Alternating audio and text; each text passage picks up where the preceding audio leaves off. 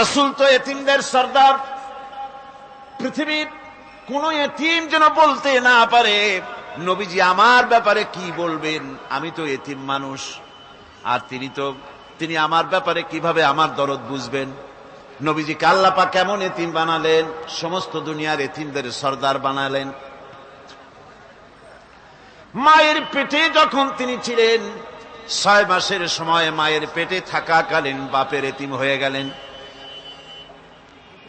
যখন প্রসব বেদনা শুরু হয়েছে মায়ের, দুনিয়ায় যখন তিনি আসবেন, হযরতে আমেনা ঘরের ভিতরে বসে তার অবস্থাটা কি, এই সন্তান পৃথিবীতে আসতে পরে যিনি সবচাইতে বেশি খুশি হবেন তিনি তো আজ দুনিয়ায় নাই।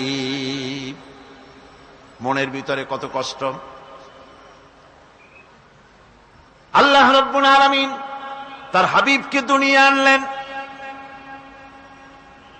রাসূলের দাদা ঘরের সামনে তাঁবুর সামনে দাঁড়ায়া তায়েফ থেকে আগত সাদিয়া গোত্রের লোকদেরকে বলতেছেন, এই ঘরের ভিতরে একটা এতিম বাচ্চা আছে, বেশি টাকা কড়ি দেওয়া যাবে না, যদি দয়া হয় নিয়ে যাও। গরিব মানুষ, এতিম মানুষ দেখে শুনে কেউ আর নিতে চায় না। সবশেষে এলেন ভাগ্যবতী মেয়ে, ভাগ্যবতী মহিলা হযরতে হালিমাতুস সাদিয়া। তিনি এসেছেন, কোনো ছেলে পেলে পায় নাই, সকলের শেষে তিনি এসেছেন। আব্দুল মুত্তালিব বলছেন, এই ঘরের মধ্যে একটা এতিম বাচ্চা আছে, দয়া হলে নিয়ে যেতে পারো। তিনি স্বামীর সঙ্গে পরামর্শ করলেন, এরপরে বললেন, যদি দেখতে অন্তত ভালো হয়, মন যদি ভালো লাগে নিয়ে যাব, একেবারে খালি হাতে ফিরে যাওয়ার চাইতে তো ভালো। হযরতে হালিমা বলেন, আমি ঘরের মধ্যে প্রবেশ করলাম, মা আমেনার কোল থেকে শিশু মুহাম্মদ সাল্লাল্লাহু আলাইহি সাল্লামকে যখন আমি কোলে নিলাম, আমি হুজুরের চেহারার দিকে নজর করে দেখলাম, আমার কাছে মনে হলো যেন পূর্ণিমার চাঁদটা আমার কোলে ধরা দিয়েছে। রাসূল কি শিশু মুহাম্মদ সাল্লাল্লাহু আলাইহি সাল্লাম কি যখন নিয়ে বাড়ির দিকে রওনা হলাম, যে গাধা আমার সকলের পেছনে এসেছে, সেই গাধা এখন সকলের আগে ছুটে চলে যায়। এরপরে বাড়ি যখন নিয়ে গেলাম, কুয়ায় পানি বাড়লো, গাছে ফসল বাড়লো, খেজুর গাছে খেজুর বাড়তে লাগলো, জমিনে ফলন বেড়ে গেল। রাসূলের দুধ বোন সাইমা রাসূলকে নিয়ে মুহাম্মদ সাল্লাল্লাহু আলাইহি সাল্লাম তাকে দোলনা নিয়ে দোল দিতেছে। কি আশ্চর্য অবস্থা! সাইমা তাকে দোল দিচ্ছে আর বলতেছে, বেঁচে থাকুক মুহাম্মদ সাল্লাল্লাহু আলাইহি ওয়াসাল্লাম, সে দীর্ঘজীবী হোক। কবি লিখতেছেন, কি আশ্চর্য কথা! বেদুইন বালিকা কারে নিয়ে দোল দেয় সে কি তা জানে? বিশ্বনবী মুহাম্মদ রাসূলুল্লাহ সাল্লাল্লাহু আলাইহি ওয়াসাল্লাম এভাবে এতিম অবস্থায় জীবন তার শুরু হলো।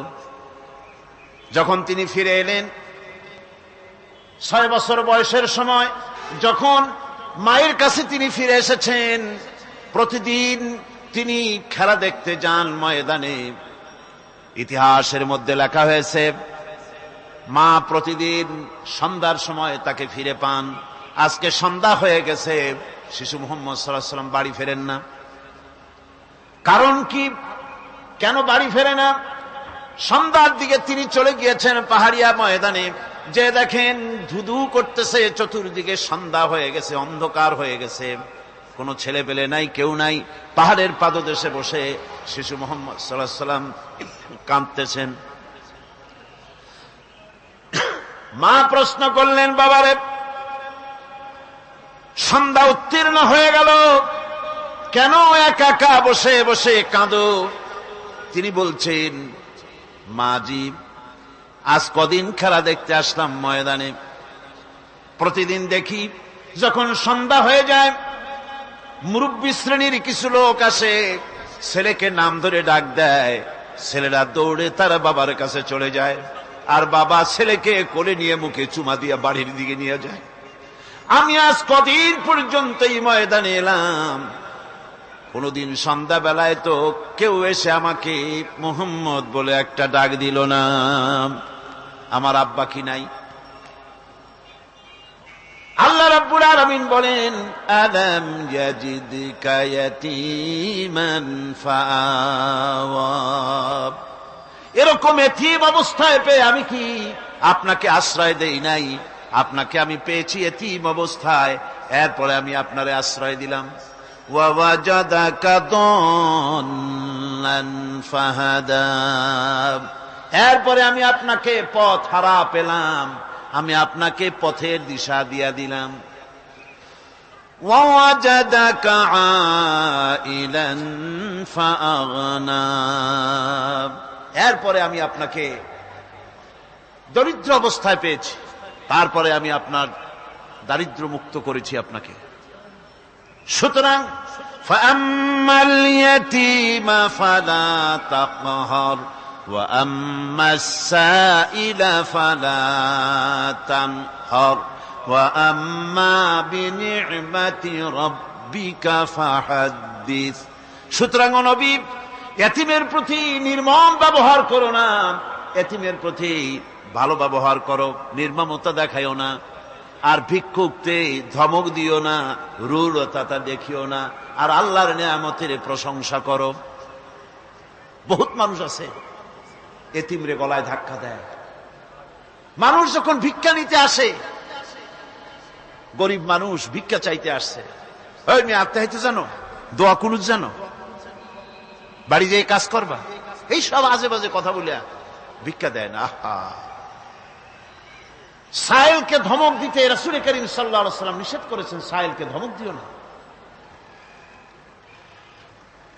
গাড়িতে বসে যাচ্ছেন সাহেব, ট্রাফিক মোড়ে যখন সিগন্যাল জ্বলল, গাড়িগুলি দাঁড়ায় গেল, ফকির এসেছে, হাত নাই পাও নাই, বুড়া মানুষ, একটা পয়সা বার করে না।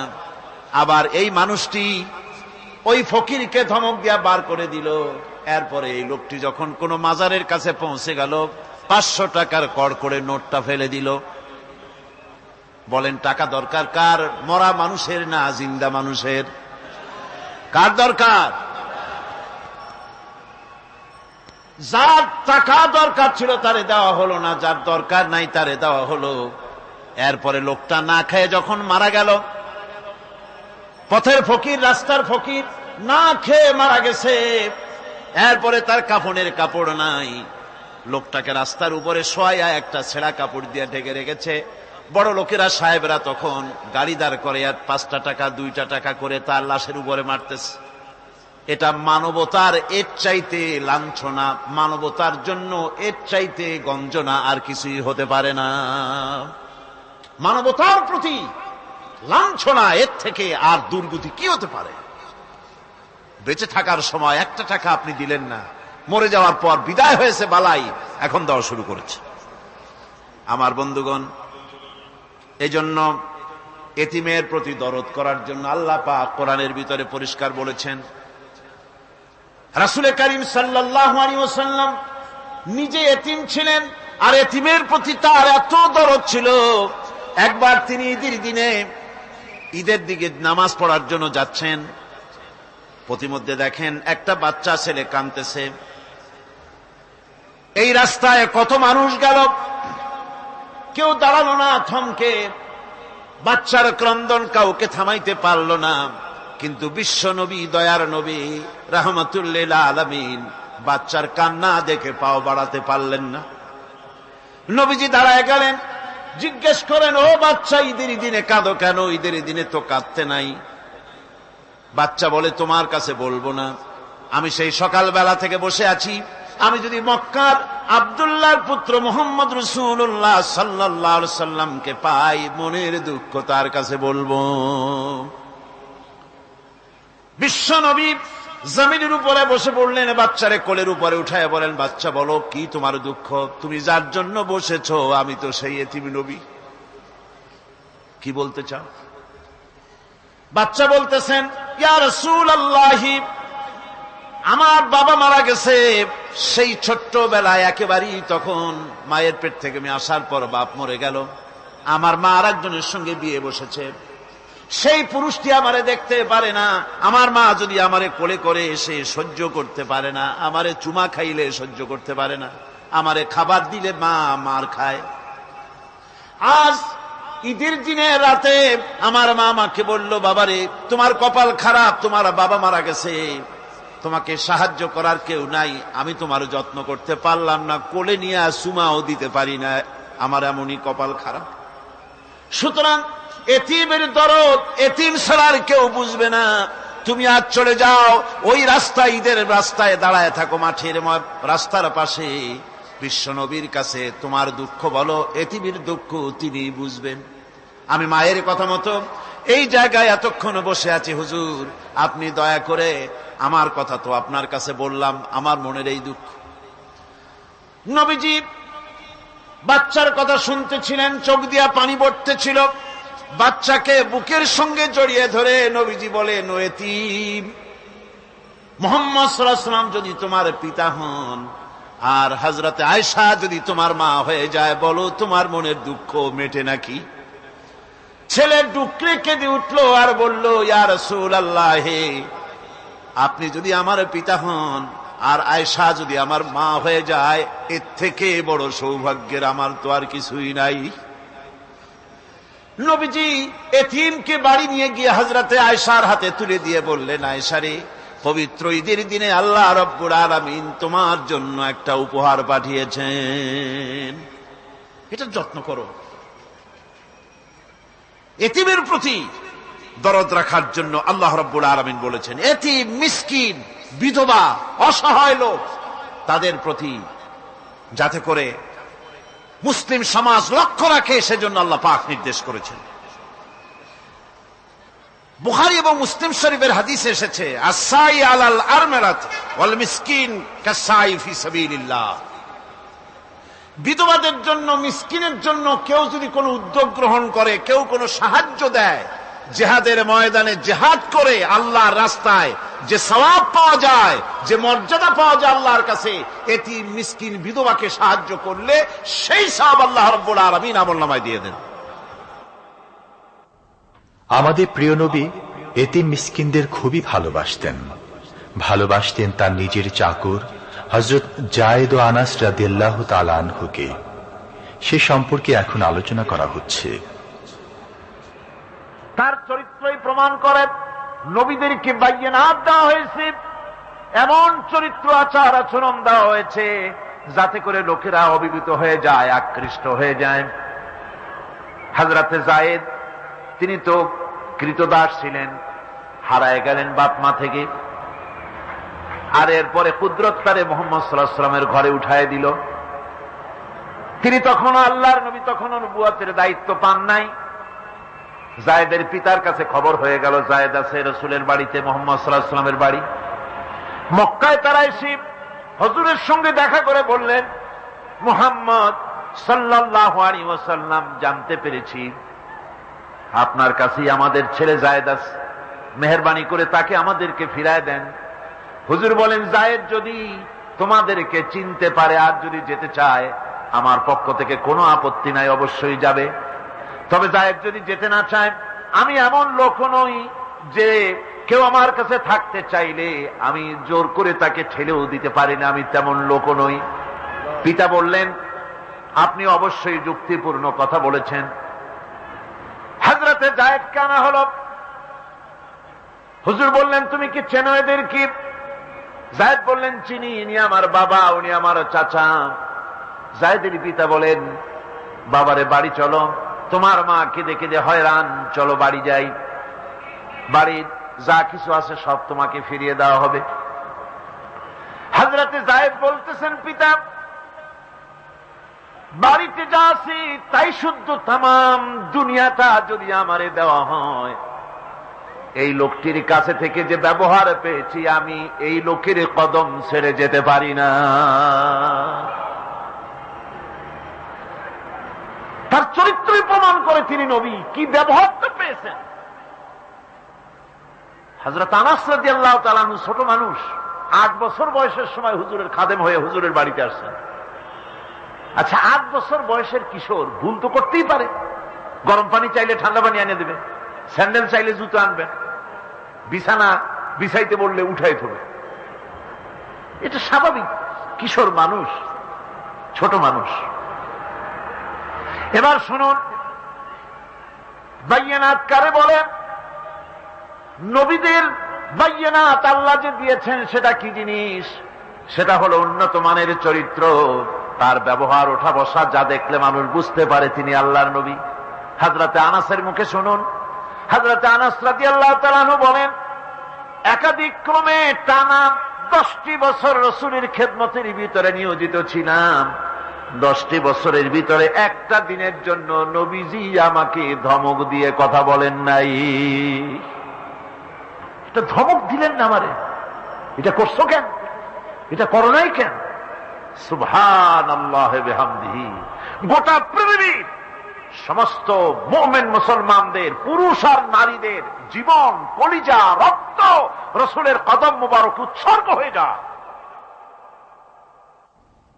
মহান রব্বুল আলামিনের কাছে তার হাবিব রাসূলুল্লাহ সাল্লাল্লাহু আলাইহি ওয়াসাল্লামের ছিল বিশেষ মর্যাদা।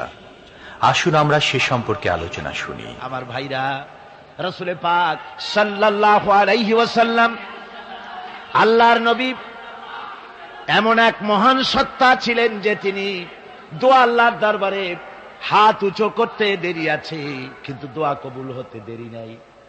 হিজরত করে মদিনায় এসেছেন, নামাজ পড়তে দিল চায়, কাবা শরীফের দিকে ফিরে যদি নামাজ পড়তে পারতাম দিলটা বড় ভালো লাগতো, কিন্তু হাত উঁচু করে মোনাজাত করতেছেন না, আল্লাহর কাছে বলতেওছেন না যে আল্লাহ তুমি আমার কিবলাটা বাইতুল মুকাদ্দাস থেকে ফিরাইয়া মক্কা শরীফে বাইতুল্লাহর দিকে ফিরাই দাও। মুখেও বলতেছেন না, মনেও না, শুধু আকাশের দিকে বারবার তাকাচ্ছেন, মোনাজাত করেন নাই।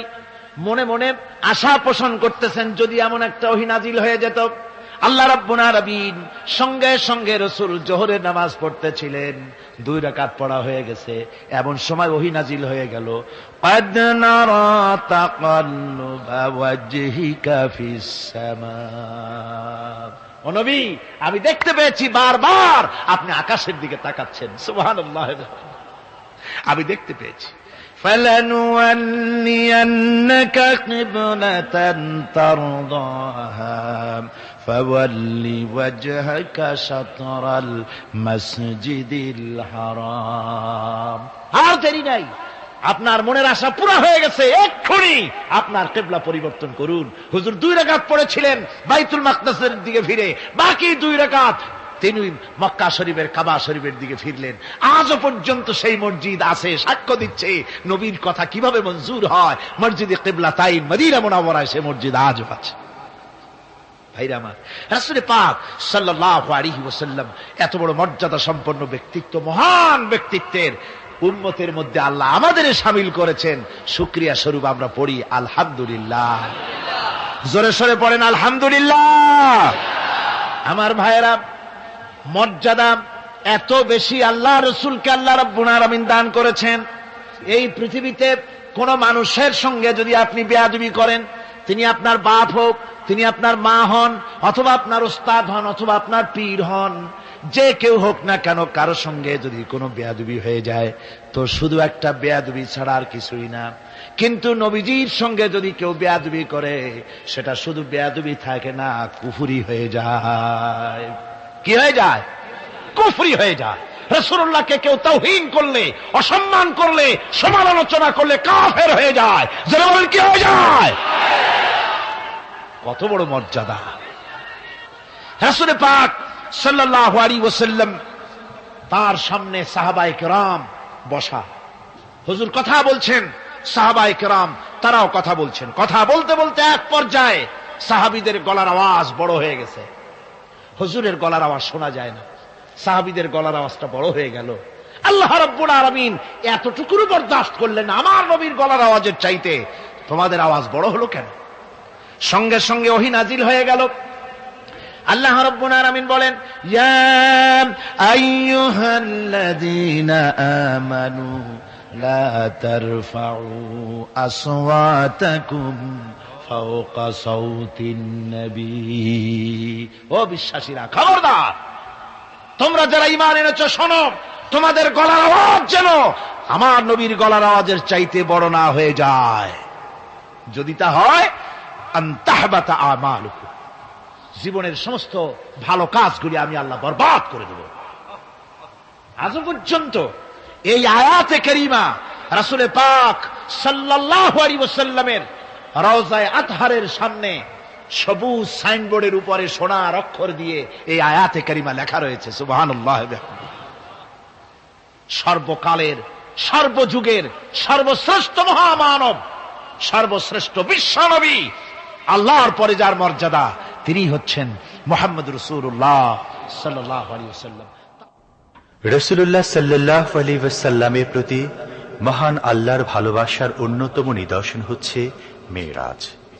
এর মাধ্যমে আল্লাহ রাব্বুল আলামিন তার বন্ধুকে নিজের সান্নিধ্যে নিয়েছিলেন। এখন আমরা শুনব সেই মেরাজের কাহিনী। দুলির ধরা থেকে রাসূলকে আরশে আজিমে নিয়ে যাওয়া হবে। বোরাক এলো।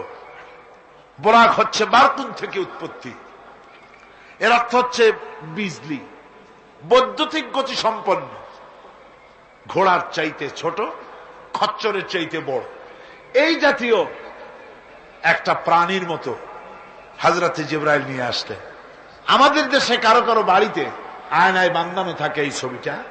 ঘোড়া আছে, দুইটা ডানা আছে, মাথাটা মেয়ে লোকের মতো, চুলগুলো ঝুলে পড়ছে, নিচে লেখা আছে হাজা বুরাকুন নবী সাল্লাল্লাহু আলাইহি ওয়াসাল্লাম।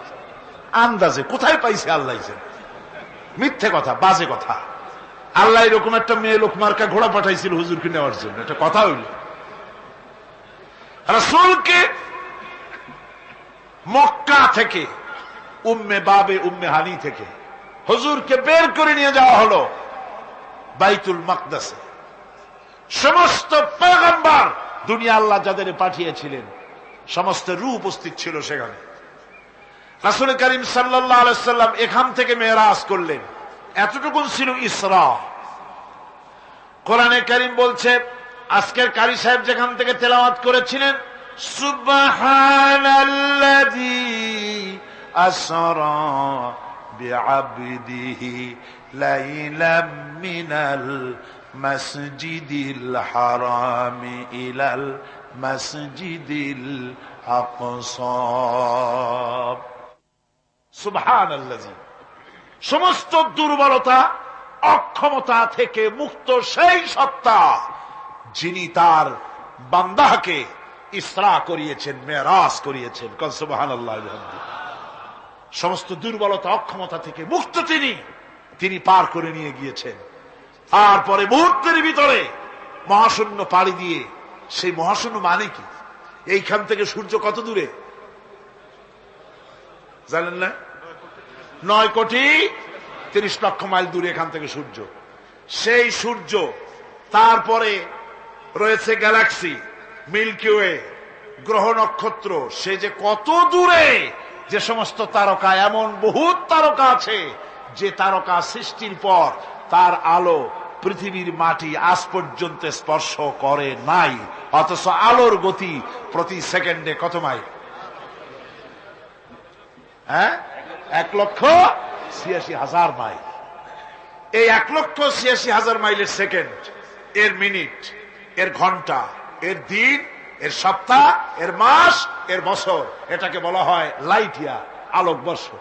সেই তারকা তৈরি হওয়ার পর কত সহস্র সহস্র লাইট ইয়ার চলে গেল, আজও পর্যন্ত সেই তারকার আলো পৃথিবীর মাটি স্পর্শ করতে পারে নাই। তাহলে সেই তারা কোথায়?